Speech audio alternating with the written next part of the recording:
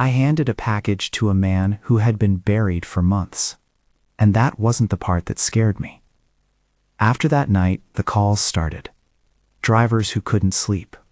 Drivers who quit. Drivers who still checked their back seats before getting in. They didn't want answers. They wanted someone to listen.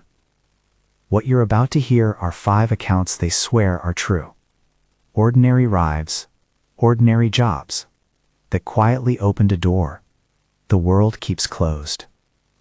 The first driver who reached out called himself a gig delivery driver. He had the kind of voice that comes with late nights and fluorescent lights. Flat. Careful. He said he didn't usually take that kind of run. It was a small extra to his route. A drop-off job. An in-app request to deliver an envelope and a wrapped box to a house on the edge of a neighborhood that had been dying for years. He told me where he was. A stretch of cracked asphalt and chain link. Porch lights fried or gone. Mailboxes rusted shut. The app showed a pin dropped in a dead-end cul-de-sac. When he pulled up, he expected boarded windows and a no trespassing sign. Instead, the gate was unlatched, and the porch light burned a weak yellow like someone had left it on for company. He remembers the man at the door as a silhouette at first. Thin. Stooped. The kind of posture people get when they sleep in chairs a lot. What made him stop was the man's skin. Not just pale, but the kind of washed-out gray you notice in fluorescent supermarkets at dawn. The man didn't shout or bark with a voice. He kind of inhaled at him and pointed to the steps. He had an envelope in one hand, a parcel wrapped in cheap brown paper and tied with twine. I thought I was delivering a gift, the driver says. That's all. The app called it personal delivery. Nothing fancy. But there was this stillness, like the whole house was holding its breath. The driver tells me he stepped over a threshold that creaked, a living room that smelled like iron and old perfume. There were photographs, faded shots of people in front of a tiny Christmas tree, plates stacked in the sink. The man took the package like he was giving away something heavy. He took the envelope too, and in the same motion he opened it, as if he'd been itching to prove something. The card inside was folded, the handwriting looped and insistently neat. The driver read the name aloud to himself, the name on the GPS pen, the name on the app. Daniel. He says it was one of those names you expect to mean very little in the moment, until you see the handwriting and your stomach goes cold. It was the way she wrote D's, he remembers. My mother wrote like that. Mine. My mom. She died in February. I remember because I was working a Sunday and the hospital called. Everyone knew she'd been gone a while. But this card looked like her. He said the old man who'd handed him the gift watched him while he read. Eyes like blank coins. He didn't smile. He didn't move much. Then he did something small and odd. He nodded toward the street, as if insisting that the driver deliver it, that it must be given. There was a tremor in his hand. The driver left the porch, walking faster than he'd come, the paper bag scuffing against his ankle. He told me he ran the whole way back to his car, because a part of him felt like time had slackened in that doorway. As he took the driver's seat, he kept looking at the parcel beside him, wood-smelling twine, the nicked corner of wrapping, the same cheap tape you buy in bulk. He typed the address into the app again, a confirmation that this wasn't a prank request. The GPS blinked and said he had 3 more miles. He pulled up to the next house as the streetlights flicked on. Daniel answered the door barefoot, rubbing both hands together as if cold. The driver handed the parcel over. Daniel's fingers brushed the paper, and then he peeled the twine away. He opened the card, and the driver swore he'd seen the blood drain from Daniel's face a little at a time, one muscle letting go, until the color left his cheeks entirely. He turned almost porcelain, the driver says, like the man at the other house. I didn't know why. I didn't know if I should say something.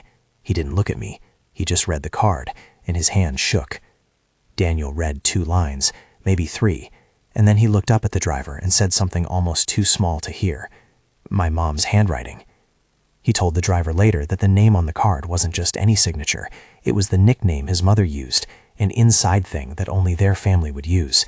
He said he knew the smell of the perfume on the card, too.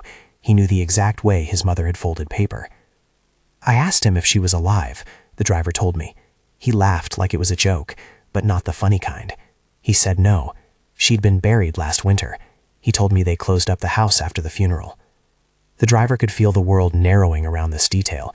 The GPS, the app, the button he'd pressed, everything was ordinary. The parcel was ordinary too, but inside it, according to Daniel, were things only a living mother would have known to send. A necklace with a tarnish down one side, a recipe card with her scrawl, a photograph of the two of them at some backyard barbecue where the sun had turned everyone into silhouettes. Daniel kept touching the photograph, like he could smooth it back into warmth. "I drove away and felt like I'd smuggled a ghost," the driver said. "My hands were still on the wheel, but all I could think of was the man at the porch and the way his eyes didn't quite belong to the living." That night, the driver stopped at a convenience store, bought a coffee, and sat in his car until his cup grew cold. He told himself he'd call dispatch, tell them the house had been sitting empty for months. He thought of knocking on the neighbor's door and asking questions. He did none of that. Instead, he deleted the route from his memory, the way you delete a failed picture. You scroll past and hope it disappears.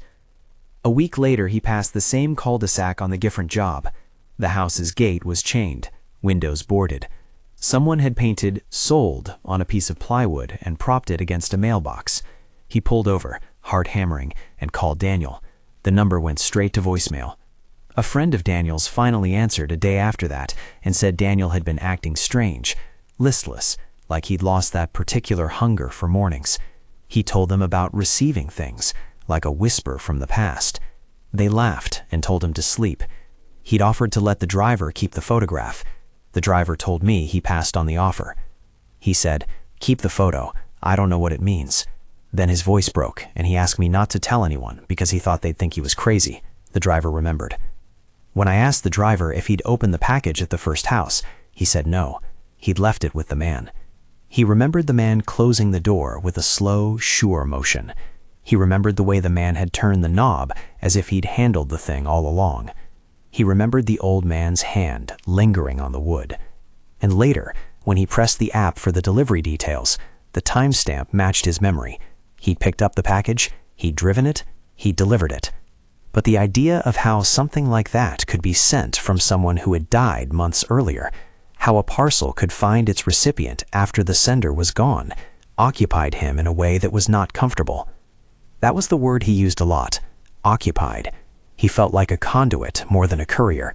He kept replaying the porch light, the soft creak of the door, the old man's breath like a small weather system inside the house. After he told me all of this, I asked him the obvious. Did he believe in ghosts? He laughed, a short, nervous sound. "I don't know what I believe anymore," he said, "but I know what I drove into that night. I know the way the man looked at me. I know what Daniel said about the handwriting. Whatever it was, however you name it, it crossed through my job like it was nothing." He hasn't done personal delivery since.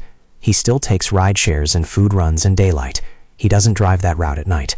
He told me he checks the back seat 3 times before leaving any house now, and then he finds himself telling customers small, unnecessary things, like, "Make sure your porch light's on," because it feels like a prayer.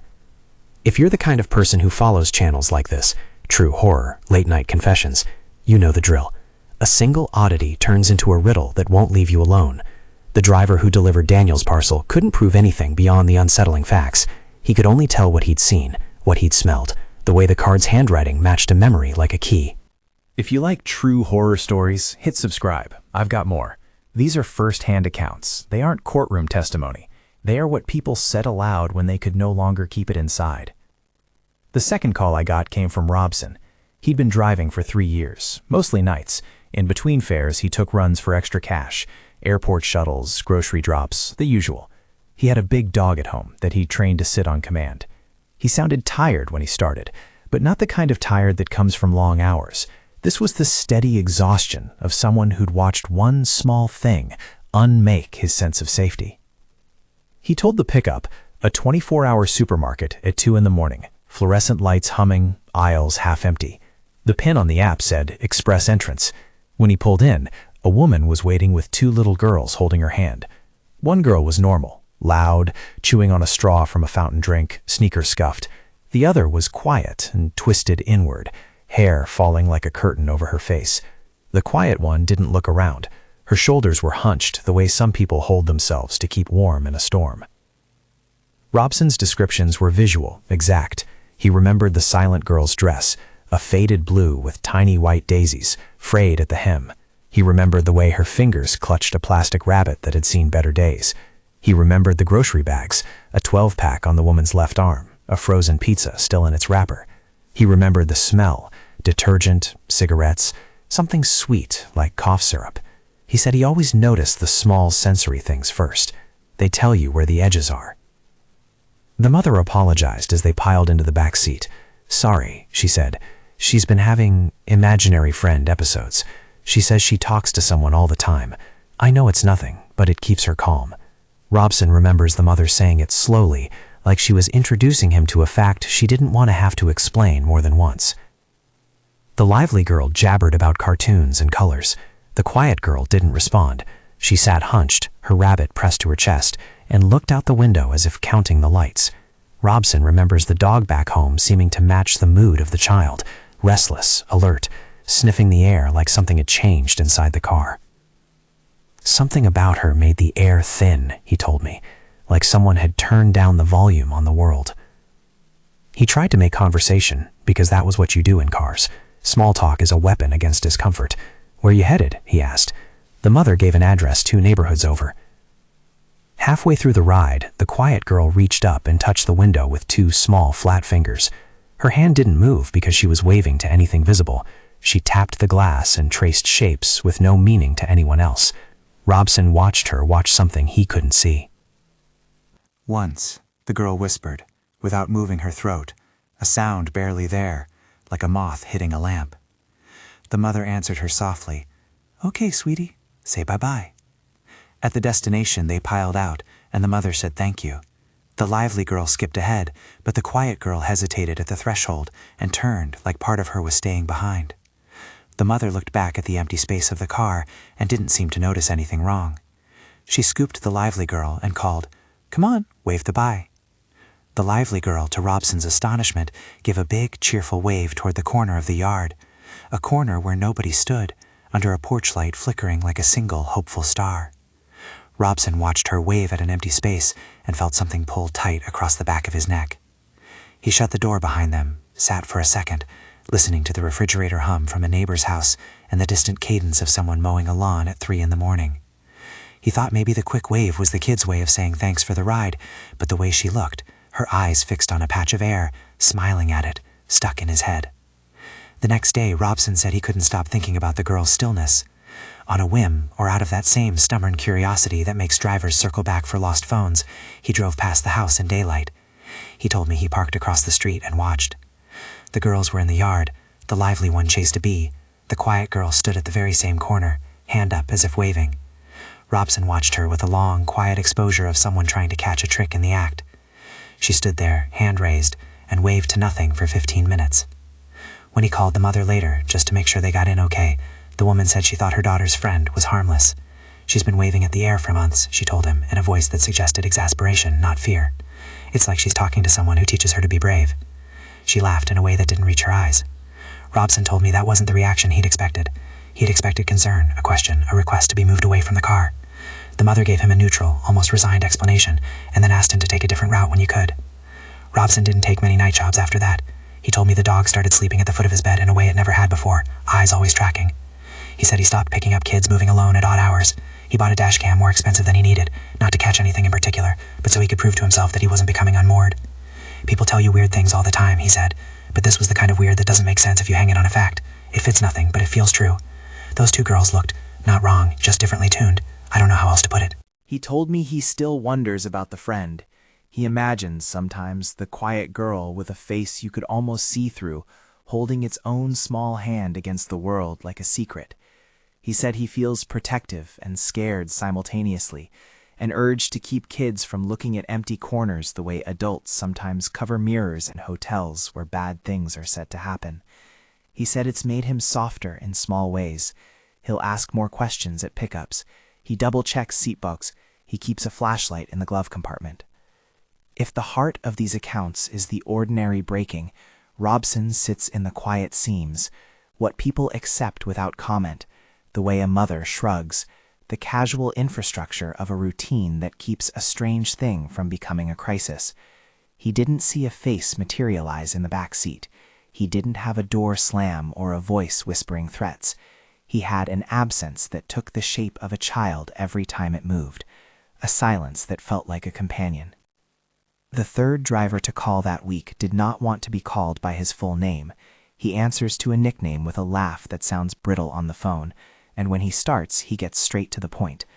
"I drove a kid after he was already dead," he said. That's the short version. He told me where and when. 4:17 a.m., a damp Tuesday, rain coming down in a way that makes your headlights look like smeared coins. He'd been finishing a late-night ride and was heading back to a drop-off zone near an underpass where people sleep out of sight. The app flicked on with an urgent request, ride ASAP. The pickup location was a gas station, a place for quick calls and quicker exits. When he pulled up, a teenager slammed the back door and nearly fell into the seat. The kid was about 16 or 17, clothes soaked through, and there was a smear of dark red on his sleeve. He banged on the driver's window with a palm at first, breathless, then slid into the front seat. "Please, please, home," he begged. His voice was small under the rain. The driver said the kid's eyes were unfocused in a way that suggested dizziness, but they were also terrifyingly clear. There was a state of being about the boy that didn't add up. Conscious, but somewhere else. Alert, but numb. The driver thinks now he was seeing the way a body is still held by habit, even after something else, has left it. "Kid says he wants to go home," the driver told me. "Says he lives 2 blocks from the river. He's got blood on his sleeve, but it's not the kind that sings out. It just sits there like a stain on a shirt someone's too tired to wash out." He sped to the address, hands tight on the wheel, rain making rhythmic drums on the roof. The boy rode in silence, sometimes moaning, sometimes whispering names that the driver couldn't make out. Once he reached up and smacked the dashboard, like someone trying to knock a memory loose. The driver glanced in the rear view and noticed the boy's pupils, dilated too wide and unresponsive to light. The radio kept cutting in static, a thin, fizzing sound that the driver says made the car seem smaller. At the corner where the boy lived, there was a narrow walk lined by chain link and trash. The driver stopped, and the boy fumbled out, leaving wet footprints on the floor mat. He leaned on the porch post, looking at the house as if it were a lighthouse he couldn't quite make his way toward. He paid, stumbled, and then vanished into the night like he'd always been a part of it. It was only later that the news alert popped up, the sort that feels like someone is scrubbing your attention with cold water. Local teen found dead near underpass. The article said the body had been discovered at 3:45 a.m., wrapped in a jacket, a place 2 blocks from where the driver had dropped him off. Time didn't add up. The driver kept checking his phone, calculating, trying to fold minutes back into place. He said he drove every night and had a sense of how the hours stacked. He could track a route in sleep the way other people recite poetry. He swore by the timelines. Pick up at 4:17, drop at 4:26. The news said the boy was found dead at 3:45. He kept telling himself, maybe it's a different kid. Maybe the paper got the time wrong. Maybe he kept reaching for maybes like lifelines, and they slipped through his fingers. When he called the police, because he couldn't not, an officer took his statement and asked a bunch of those standard questions that are meant to chart facts. The driver told them everything he remembered, the smell inside the car, how the kid's jeans were torn, the odd way he'd kept glancing at the rear view, like trying to see something behind him. The officer took notes, then told him the kind of things police often say when events fall outside easy answers. "We'll follow up. If anything else comes up, call." He cleans the car now until his hands hurt, he told me. He sprays everything, seats, floor, the place where the kid's water bottle rolled. He burns incense, an odd thing for a man who'd always watched his money. He sits in the driver's seat after a long run and waits to see if the back door opens. He wakes from naps with the image of a boy's hand pressed against a window. There are things he cannot reconcile. He insists on the details because the details are what make the discomfort sit on your chest. The boy's shoes left prints. There was dried mud in the treads. The blood on the sleeve was real enough to smear on the upholstery. And yet the time on the article read like a different map. When I asked him if he had a theory, if he believed he'd driven someone who was dead, he gave me a short, humorless chuckle. "I don't know what I believe," he said, echoing the other drivers. "I know what I did. I know the man in the mirror didn't look to be moving when I let him out. I know the way his body carried itself, and the way it didn't." I went home and I took everything out of the car and washed it. I couldn't drive for a week after that. He told me about the small ways the event followed him. A song on the radio would make him see the kid's face. A white shirt in the back of a laundry hamper would look like a body. For nights after, he'd find himself glancing at every curb, checking gutters, hovering at corners like an extra set of eyes the city had lent to him. This driver stopped his story there when he said the news had a name, Raphael. The paper called the body by name. People online started to stitch narratives together. The kid who'd been in the wrong place the wrong night. The driver said he read the threads and saw his own route mapped like a pattern only he could recognize. He told me the arrest that followed wasn't the kind of neat ending you want. It was messy, with statements and counterstatements, the kind of human confusion that rarely resolves into closure. He told me one final thing before we stopped talking that night. He swore he thought he had heard the kid say his first name when he'd climbed into the car, a small, regretful murmur that slipped past the rain. Raphael, he thinks he heard. Or maybe he'd remembered the name from the article and his mind had hooked it to the voice. He couldn't say for sure. And that's where this set of calls left me. Drivers who were unable to fold the edges of those nights back into tidy shapes. They had facts, addresses, photos, receipts, timestamps. But the meaning? That was slippery. It was a sense of having been present at a hinge moment and later discovering the hinge didn't line up with your memory. I promised them I'd write it down and keep it respectful, to frame these as claims, as remembered moments that have the power to unsettle but not to prove. I told them their stories would be treated carefully. The words true or true stories in the title point to testimony, not evidence. When we started talking about the next story, the driver who told me about the boy, he paused. He said something that stuck with me. The thing is, you can scrub the blood out of the upholstery, you can wash the floor mats, but you can't wash the feeling. He said that in a way that made it sound like a wound that didn't scab over. It was raining the night the next driver called me. I could hear the soft, constant tick of water against his porch roof when he picked up. He said he had a daytime run, a pickup at the airport that had started off normal. Businessmen with rolling suitcases, tired families, a slow conveyor of life moving at a speed dictated by arrivals and departures. He described the woman who climbed into his backseat that day like someone carrying a weather. Her boots had grit in the seams. She had a heavy sack slung over her shoulder that looked like it had been packed by someone unwilling to open it more than once. She smelled like cloves and something metallic, a scent that didn't dissolve under the filtered sunlight of his car. She talked at first, small, fragmented sentences, the kind that make you think someone is recounting a dream. Then she snapped, and the voice changed. Guttural syllables that didn't line up with English, a cadence that made the driver slide his hands a little closer to the wheel. Her mouth moved fast, and her eyes were bright in a strange way, urgent, fevered. She went from soft bargaining to a tirade that left the driver stepping onto a different plane of caution. She reached into her sack at the security of a curb and clutched something that thudded against the liner, weighty and unseen. He asked her to get out. He told me he had a rule. If a passenger threatened him or his car, he would end the ride and call support. He remembers her shifting like a coiled spring, and then, in a voice that was almost conversational, offering a trade, money for a favor that didn't sound like anything he'd ever been asked for. So he stopped the ride, opened his door, and told her to get out. She slung the sack over her back, muttered something in that other tongue, and left. Later he saw the news, the kind of headline that stops cold. Woman arrested in connection to hanging child. They mentioned details the driver later recognized, a ceremonial sack, an accusation of practices he couldn't name, and an interview where the woman told police something about protection and entities that police later quoted in their reports. The news said she described herself as a practitioner of certain rituals. The driver read the language and set it aside like a show of clothes he couldn't wear. He told me he saw the child at the airport later that week. The child had been standing with his father near the carousel, a small boy looking bored and precious.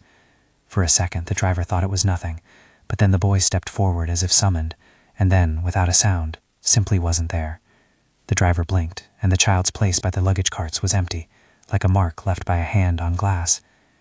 That night, when he got home, the driver said he looked in the rear view and thought he saw something move in the back seat, a grin like teeth too many for a child's face, or maybe a reflection. He laughed off his own vision and told himself about tired brains and the way conventional eyes play tricks when you feed them too many hours of fluorescent light. But he told me the dreams began soon after. Faces where faces shouldn't be.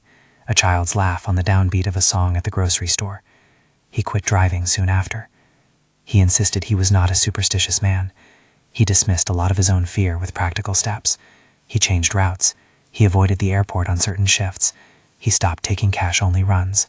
But when the police files started to mention a woman who had been charged with participating in a homicide, he felt that thread pull tight in his chest. The woman, according to the press, had claimed protection from entities. The driver said he thought about the sack and the way it sat like a silent promise in her arms, and he kept thinking about the sound she made when she spoke that other language, something that was not quite a language and not quite anything else. "People call all sorts of things names," he said to me, his voice soft. "But when someone looks at you and says, 'I will get my revenge,' and there's something about them like a storm under the skin, you listen, not because you're convinced, but because you're afraid enough to respect the words." I stopped him there and asked if he'd ever seen anything like a face in the mirror, the kind of thing that makes a person sleep with the lights on. He hesitated. "Once," he said. "I looked up while waiting at a red light and thought something was in the back. I turned around and there was a flash, a child's grin that didn't belong to any child I know. It was gone as soon as I turned back." At this point, our conversation caught in a small, awful tang of two coincidental things. It was like laying down 3 different threads and watching them crisscross at an angle that makes a pattern you can't untangle. I could have stopped there and taken a breath. I could have let the night fold over the stories and shelved the rest for another day. Instead, the driver leaned in and said, "There are nights when you drive and the city gives you things. Some you can drop off at their doors and never think about. Some you take with you. Some you can't get rid of."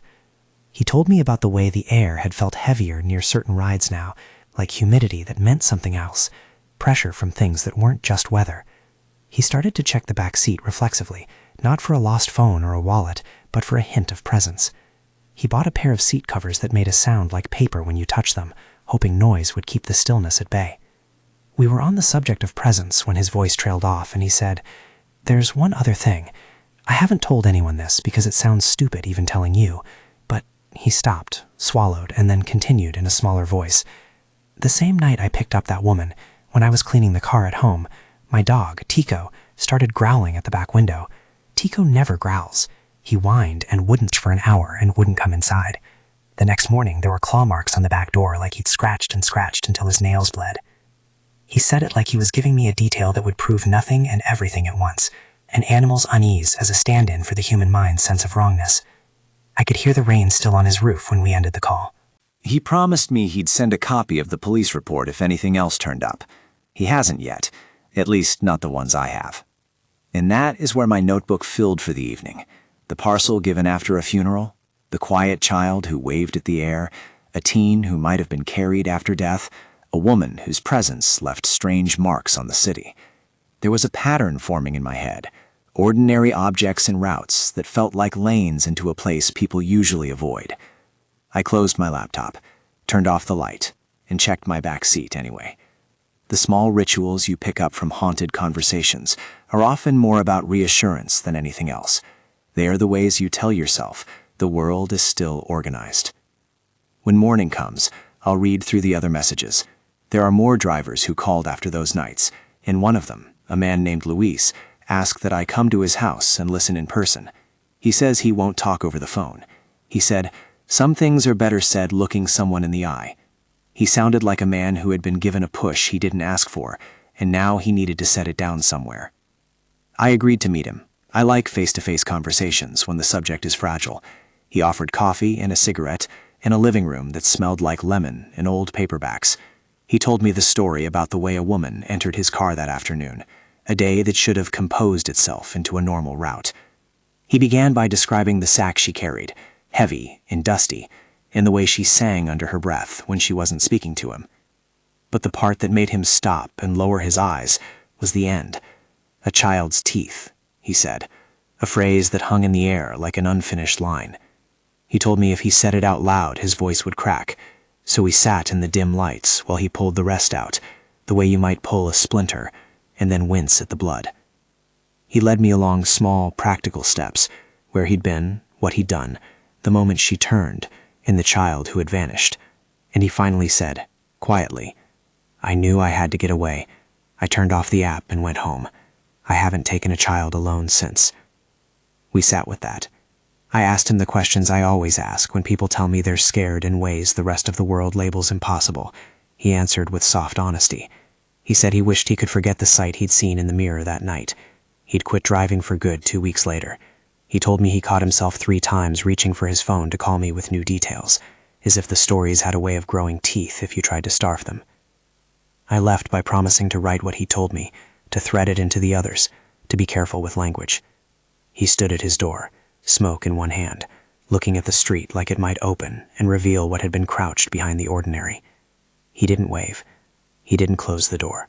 He just stood there until I rounded the corner and couldn't see him anymore. Night falls again, and another driver texts me. He says he has a story so small and sharp it might be the one that cracks the rest open. He asks if I can come by. He says he doesn't want to make a recording. He wants to look at me when he speaks.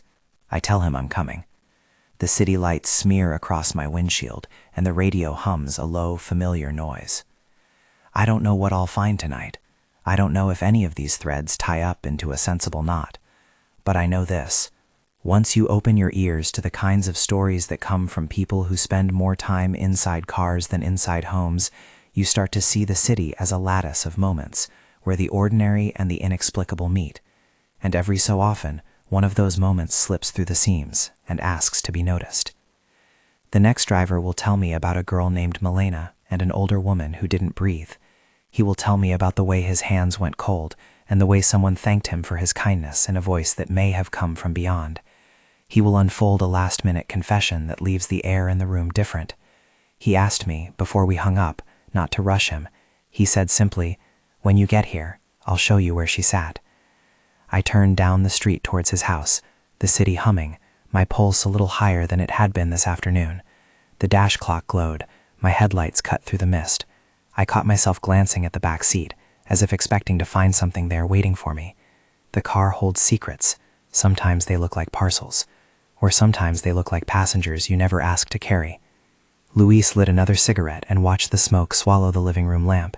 He'd told me, in his living room voice, that there are moments when memory feels like a film strip, and you can watch frames slow down until every detail is unbearable. He said the thing he wanted me to see first was the sack. It was heavy, he told me. Not heavy like groceries heavy like a thing that holds weather. He described the woman the way drivers do when they're trying to pin a person into words that make sense. The boots, the way the strap of the sack cut into her shoulder, the color of the lining when it shifted. She'd climbed in at a busy stop, somewhere people come and go, getting on planes, hugging little ones, dragging suitcases that smell like road. Her hair was tangled.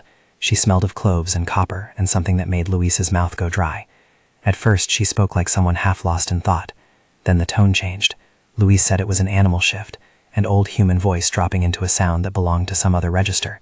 She began talking fast in a language he didn't know. He remembers gestures that weren't polite conversation, fingers rubbing together, little circular motions near his mouth, like someone tugging invisible strings. She said things, he says, in a way that made my hands go small on the wheel. Not all of it was words, if you get what I'm saying. There were sounds that scratched the inside of the car like metal. He told her to get out. He'd had a line in his head he wouldn't cross. If a rider made him feel unsafe, he would end the ride.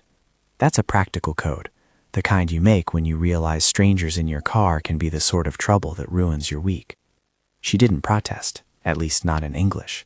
She lifted the sack like a thing she'd been keeping warm and walked away. Luis watched her go and thought he had closed the door on it. 2 days later, a child was missing from a neighborhood 2 towns over. News footage, grainy CCTV, a small pair of shoes sitting on a curb. The paper had a photograph of the woman taken at the airport and a note that she had been detained and questioned. I read the police line in Luis's living room under lamplight. The woman, according to officers, claimed affiliation with a set of beliefs the paper named and then didn't explore. The file quoted her saying she performed protective rites. The headline used the word charged and then moved on. Luis didn't read the article the same way everyone else did. He read it for shadows. He read it looking for coincidences. That night, when the city went quiet and he pulled into his driveway, he felt the air in the car change. He looked in the rear view at the place where a child might have been sitting and thought he saw a suggestion of teeth. Too many teeth, he said later, as if someone had made a child's grin by piling one set of teeth too close to another. He told me this with his hands cupped around his cigarette, like he was holding a moth in his palms. "You're going to think it's stupid," he said, "but I saw it. For 1 second, just a flash. A mouth opening. Not like laughter, but like a trap." He didn't try to convince me. He knew how it would sound on paper. He also knew the sound was real in his bones. That night he stayed up cleaning, wiping, airing out seat covers, as if the act of rubbing could erase the shape of a grin. He took everything out of the car and shook it into the street until the neighbors called him a lunatic. When the arrest was announced, when a suspect was being held in connection to a homicide, Luis watched news updates like someone watching weather reports. The woman he'd seen at the airport was linked by police to the case, the press release said. Statements included that she had made claims about spiritual protection and had used a sack in ways the police didn't fully explain to the cameras. Luis read the careful phrasing and felt the room close around him. The police said she talked about protecting herself with spirits, he told me. They quoted her like it was some line in a book. She said the things to them. I heard that and I felt stupid for believing the flash of a grin meant anything. But then, I don't know. My hands know better than my head now. My hands felt the teeth.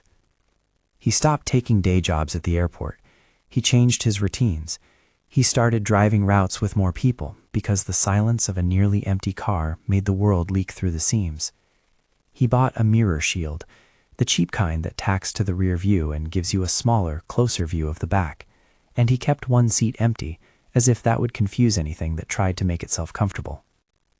2 nights after he told me about the grin, he said he found a child's tooth on the floor mat. He sat very still, and the smoke from his cigarette hung like a small confession. He picked it up with a napkin, placed it on his kitchen counter, and then put it in a small envelope he kept in his sock drawer. "I don't know what to do with it," he said, voice low. "I don't want to give it to the police.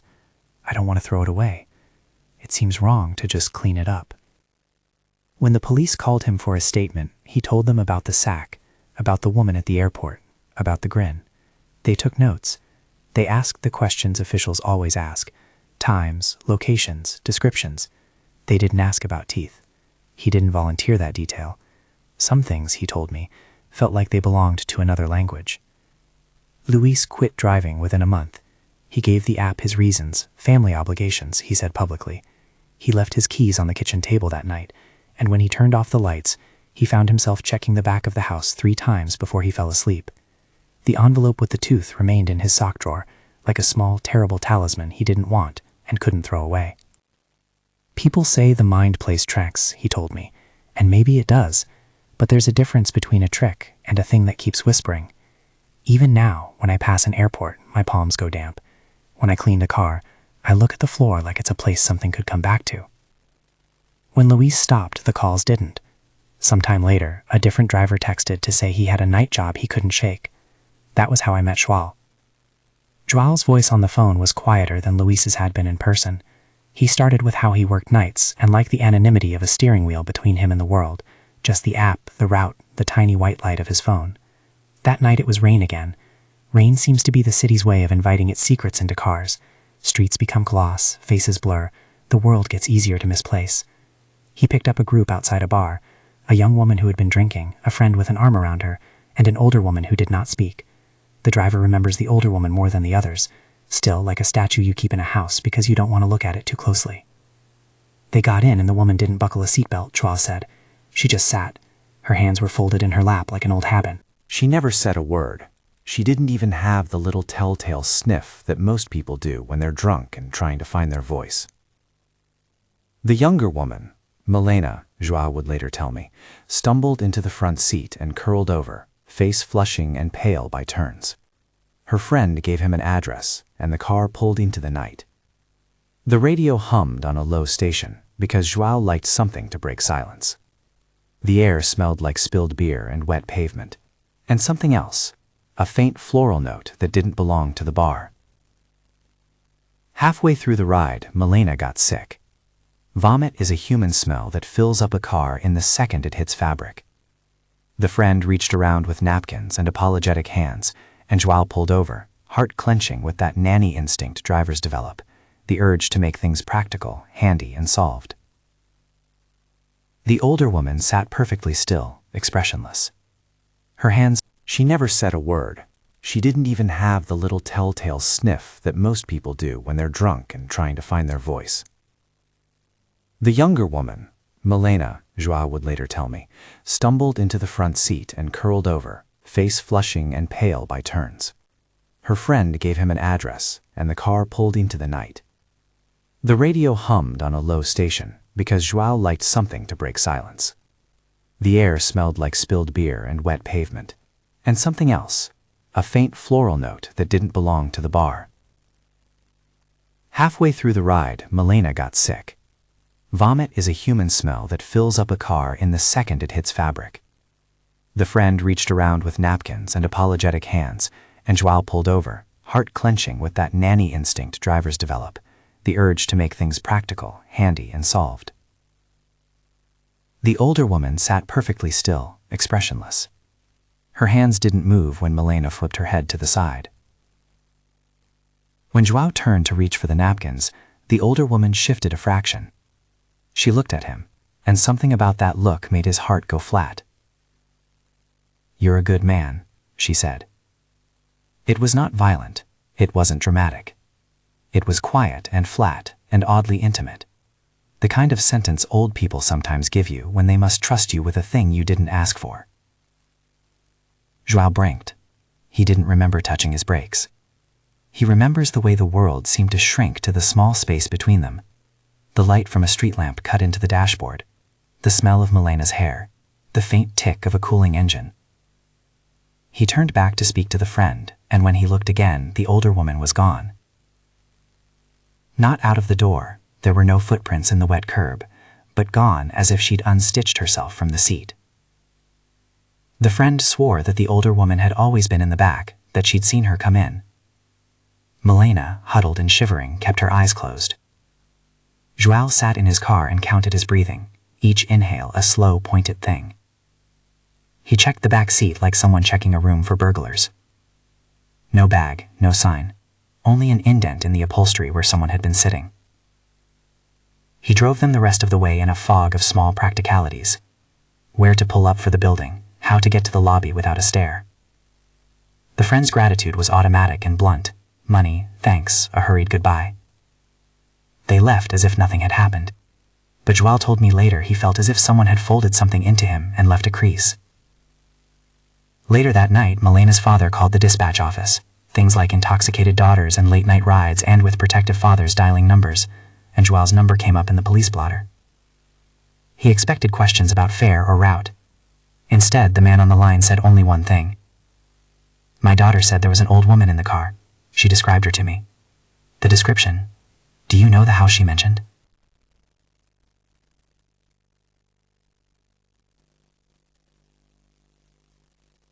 Joao gave him the details he had: license number, approximate route, the time. The father was quiet for a long time. Then he told Joao something that made the driver put his hand over his mouth without thinking. "That woman," the father said, "was her grandmother. She died 8 years ago. People in the family have always been afraid of mentioning her. They said she used to stay sometimes. We thought it was stories from after too many drinks. Milena's mother says it's nonsense. But my wife, she hears things sometimes. She said my mother used to watch over people she liked. She said she'd tell people to be kind, that she would make sure no harm came to them."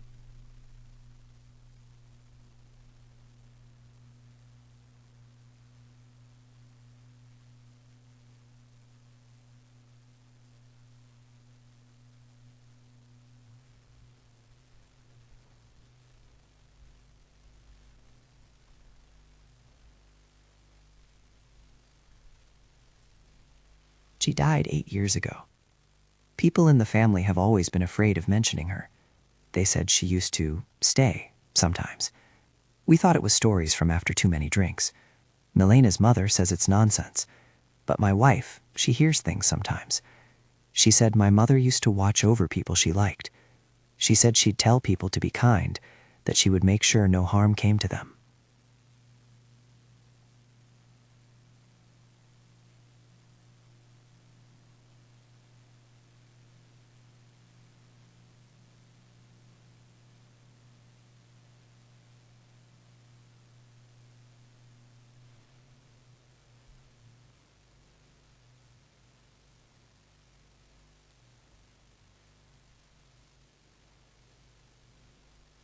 Maybe because it's the sort of thing people do when they want to be sure they're not alone. By the time Joao finished, the list in my notebook had nearly filled 2 pages. Each story was different in tone, but similar in effect. People doing ordinary jobs who suddenly became witnesses to something that didn't fit on a spreadsheet of explanations. What stayed with me wasn't the certainty of any single supernatural claim. It was the way these events lodged in the drivers' bodies. Sleeplessness, the compulsion to clean, a new list of practical rules that became rituals. There was one last call I took, a woman whose voice was flat as rain on metal. She wanted me to come over and listen. When I arrived, she had poured coffee and closed the curtains. The small living room smelled like citrus and machine oil. Melina, she said when I asked, had told her more about the night than she told her father. The woman folded her hands like she was about to hand over something delicate. If you listen to everything as if it's all the same, you'll miss what's important, she said. So I want to be precise. The woman in the back seat didn't breathe like someone who had lungs. She didn't make a sound the way people make a sound. She existed in a way that made the air feel tougher. She told me about the way Melina's head had lolled and the older woman's fingers had rested on the younger woman's shoulder, light like a weight that was more memory than flesh. She told me about how, after the words, the older woman had turned her face to Joao with a look like someone checking over a child, and then had vanished as if the room had swallowed her. Melina woke up with a memory of a hand on her back and the smell of the older woman's perfume lingering like a promise. After that, Melina stopped going out alone at night, the woman said. She sleeps in the spare room now. She says she feels watched, but not in a bad way, and she says that makes her less afraid. It's a strange thing to say. People don't talk about being watched with gratitude. Melina's father, when I called him for confirmation, said he didn't know what to believe beyond the fact that his daughter came home safe, and that she described the woman in the same way Joao had. He had questions about family folklore and whether certain people were remembered as protectors rather than threats. He said his wife, Melina's mother, had once told stories about her own mother who stayed up late, making sure everyone going out had their shoes. He said softly that some things were meant to be kept, even if they made no sense. When I left Melina's house the night I sat with Joao and Luis and the others, the city was a blur of sodium lights and the low, steady sound of tires on wet asphalt. I found myself checking my own back seat, as absurdly human as any of the drivers who've ever felt the need to do that.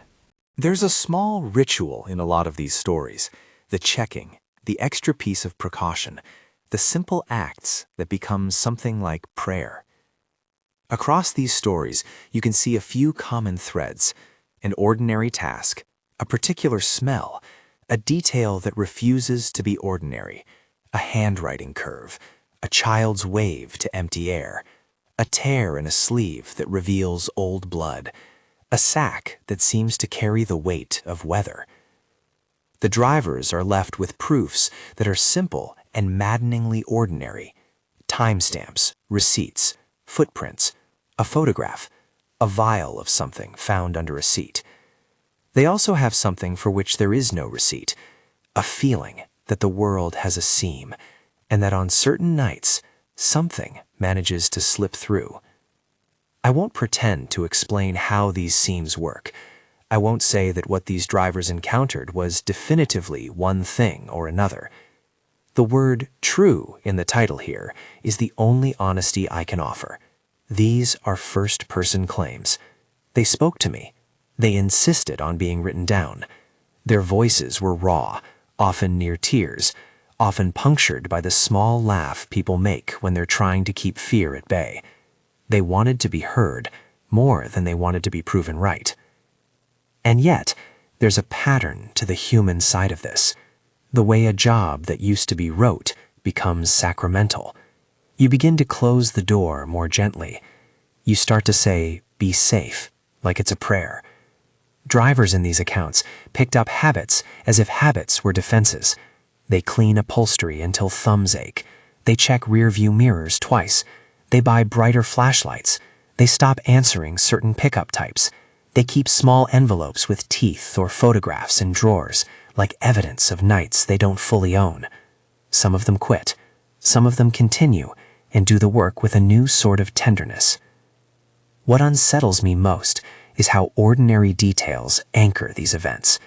A twine-wrapped parcel, the shape of a D in handwriting, a child's faded blue dress with little daisies, the smell of cloves and something metallic, a mother's voice that tells a child to wave.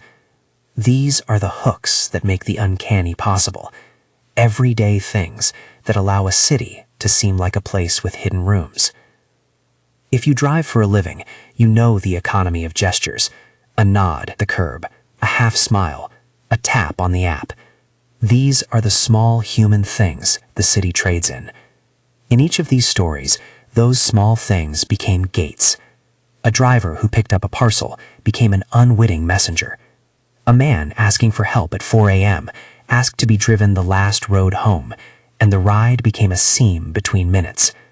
A pair of girls at a supermarket right after midnight turned out to be a lesson in how seeing is only sometimes seeing. A woman at the airport with a heavy sack taught a driver to notice the way people move when they're carrying weather. And a silent older woman in the back seat taught another driver that protection sometimes comes wrapped in the language of the dead. I don't know what I'd feel walking a route at 2 in the morning with this stack of stories in my head. I imagine the small rituals I'd pick up, a glance at the back seat before I lock my door, a quick sweep of my rear view when I pause at a light, an extra moment of care when someone asks to go home. I imagine the lights of the city rearranging themselves into a map that includes places you don't want to go alone. There are nights when explanation seems unnecessary, and nights when it's all anyone will want. You'll find people who map every uncanny thing onto a psychological map: sleep-deprived brains, the communal language of rumor, the human taste for pattern. Those are fair takes. The drivers I spoke with were all, in different degrees, people who could hold that map. They made space for both doubt and dread. They were careful not to say more than they knew, and relentless about the details they did. One evening after the calls, as I walked back to my car, I did the thing that feels a little foolish and a little human. I opened the back door and checked the seat, like a show of courtesy, like someone saying to the world and to myself, I am not the sort of person who will find things left behind. There was nothing there but the outline of where a child's seat had once sat. The city is full of small rituals and larger mysteries, and the drivers who called me carried both in their pockets. They asked only that their words be kept as they offered them. Claims, not conclusions. Memories, not evidence. They asked me to record the way their hands trembled when they remembered a particular signature or a particular grin. They wanted a place to put the weight of nights that didn't end when a shift did. If any single line ties these 5 stories together, it's this: ordinary tasks made extraordinary. A courier drops a parcel and becomes a witness to grief. A rideshare driver answers a late-night request and becomes a carrier of something beyond the dead. A family picks up a child at a supermarket at 2 a.m. and a presence notices them back. A passenger at an airport unloads an unspeakable weight into a car, and the consequences spill into the world. A young woman and a silent older passenger return home, and a voice not belonging to the living thanks the person who's keeping watch. You can sort these into categories if you want: aesthetics of the uncanny, the power of suggestion, the way grief reaches through practical objects, or you can treat them as what they were to the people who lived them: late-night edges that didn't align with daylight rules, drivers who saw things that no one else around them seemed to notice, people who now, in quiet hours, do one more sweep of the seatbelt, one more lock of the door, one more check in the rear view. Before I go, one small thing. If any of these stories sits under your skin the way they sat under someone else's, hold on to that feeling. It's not always evidence of something to be frightened of. Sometimes it's a call to care a little sharper about the strangers who sit in our cars. Slow down for them. Double-check their addresses. Keep a bottle of water handy. These are simple things, but in these stories, they were the actions that mattered. If you want more of this kind of collection, first-person accounts that skirt the edges of what we call normal, subscribe. I keep listening. I keep writing these things down. Tell me which of the 5 stories chilled you most, and if you have a ride you can't explain, leave it in the comments. These are claims, not certainties. They are the remembered edges of people's nights. They are the small, terrible things they carried home. I locked my car, and because old habits from other people's stories stick fast, I checked the back seat one more time before I climbed in. There was nothing there but the outline of a seat. I breathed, and the city breathed with me, indifferent and enormous.